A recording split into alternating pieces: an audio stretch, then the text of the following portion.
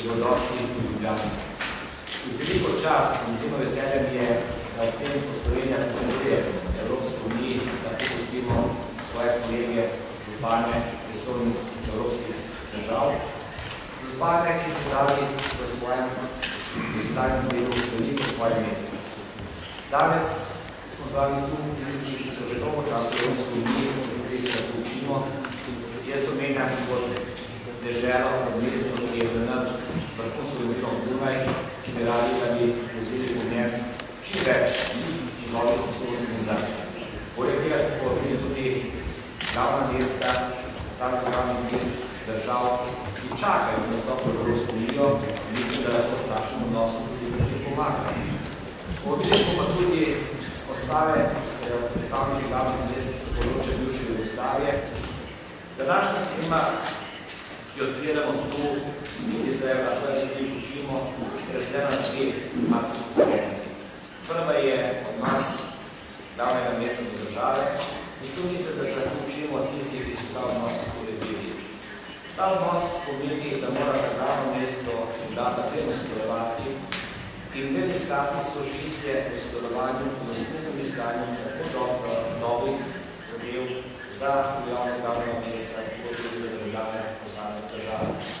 Imamo različne ureditve v Evropski uniji, vendar menimo, da bi lahko neko skupno istino, kar je danes popisali, če bomo uspeli do njej priti, dali kot predlog Evropskemu parlamentu, da v primeru spremembe zakonodaje na lokalnem nivoju tudi to upošteva kot naše sodišče, kateri so tisti minimumi, ki odrejo, kaj mora glavno mesto urediti v odnosu države in tudi to, kaj mora država urediti v odnosu do glavnega mesta.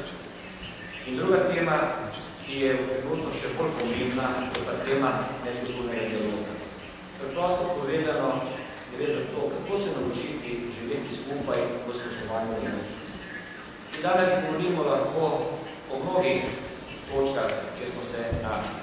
Pa vendar ostaja ta problem življenja, v tem hitrem dnevi, glavnih mesec se najbolj skazuje, da živimo enega od drugega.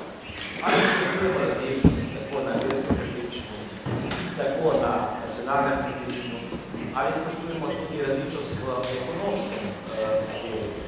In jaz mislim, da je ta tematika izjemno primera za ravno pri Ljubljani, ker Ljubljana je svojo odprtostjo, tolerantnostjo, svojo strpnostjo dokazala, da lahko izvor tudi mnogih večjih mest.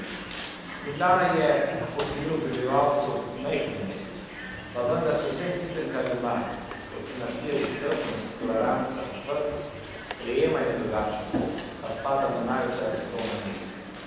Tu mislim, da je tudi današnja tematika, ki je predstavila na začetku gospa županja Sarajeva, tako pokaže, kako je, ko se to ne dojame v praksi, ko se te različnosti pokažejo kot tiste osnove, ki pripirajo do velikih tragedij. In mislim, da so nam te izkušnje